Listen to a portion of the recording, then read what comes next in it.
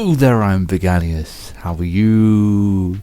It's just dawned on me how much that sounds like someone with just the worst grammar in the world asking you for a review of a Netflix show. How are you?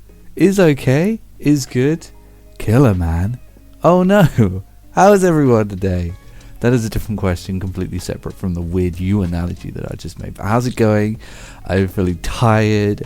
I just woke up from a nap.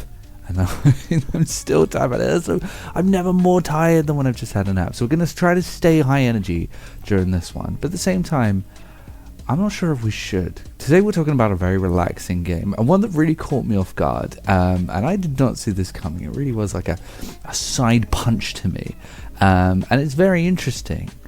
And it's called the Gunk. And I realized that no one's going to get anything out of this video. No one's going to care about this game. You know, it doesn't matter to anyone. I remember this game coming out and literally no one talking about it.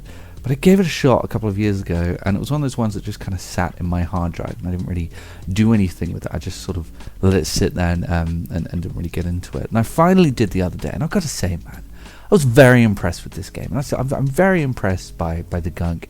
It's really cool. It's a very cool game. Now, it's not hugely universal. I wouldn't say a great deal of stuff happens during this game. I will warn you now that it's sort of a light puzzle / exploration game. Heavy emphasis on the exploration. And the whole point of the game is that you're on this planet. I'm not really entirely sure if you're stuck or not. And you basically just look around at stuff, and you do. Obviously, you don't just look at stuff, but there's puzzles and scanning and stuff like that to do on the planet, which sounds super boring. It sounds very, very No Man's Sky. But it's also very limited, and it really uses that to its advantage. This is a linear game, linear / sort of mid-open world style game. And again, that may put people off, but this is evidence of something that I said for a very long time, which is if you create a linear game, or even a slightly open world linear game, you're going to get so much more out of it than just creating an open world game for the sake of it. This game is ridiculously beautiful.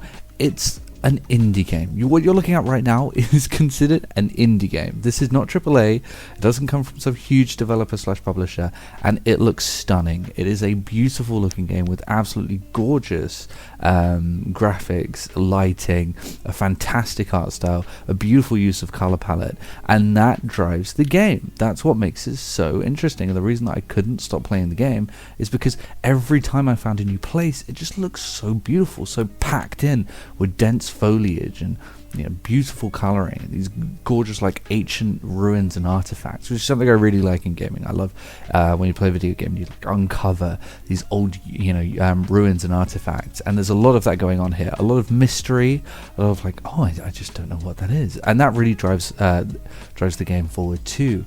And the puzzles seem honestly fairly, so far, I haven't finished the game, but I'm very far into it, they're fairly light. It's never frustrating getting past a puzzle. Typically there's always a way, and that way isn't too far out of your reach. Again, this is a linear game, so it's just there's one of those things over there that explodes, and I need to throw it over here, and that will get me through this bit.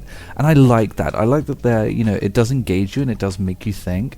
But at the same time, it's never too heavy and too intense, and you're never going to pull your hair out of this game. You're just moving from beautiful space to beautiful space, and oddly enough, that's enough for me in this game. I'm sorry, I know this must be annoying for some, but that's enough. Uncovering these gorgeous relics, and when the stones move, and that creates access for you and stuff like that. It's just I love it. It's super cool. Oh yeah, and the whole goal as you go along is to remove this gunk with your vacuum thing, and when you do, you uncover new spaces, and foliage turns green, and there's no danger or threatening situations to the anywhere that you are on the planet, and that's kind of the goal of the game, is to get rid of this gunk. But ultimately, the goal of the game is just to chill out and look at something beautiful. It's like that cool sort of mystery and space exploration without being too overwhelming and too over the top in a game like Starfield or No Man's Sky. You're there, and it's beautiful. And by the way, and I really didn't expect to say this about a AA game or indie game or whatever the hell this is, the soundtrack is unbelievable. The soundtrack is absolutely stunning in this game. It's absolutely gorgeous.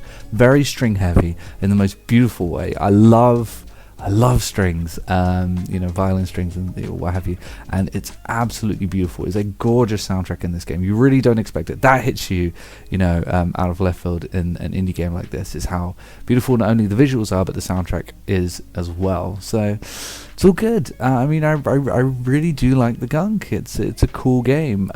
Would I recommend it? That's a bit more difficult to do because there really isn't much going on here. If you find it in the sale super cheap and you want a relaxing experience, then yeah, by all means, I think it's a very good one.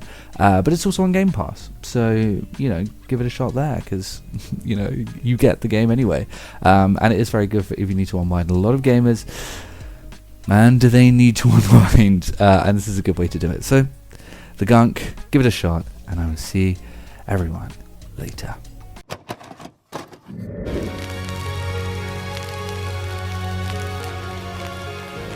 The PlayStation is only $149, and you can also get leading titles.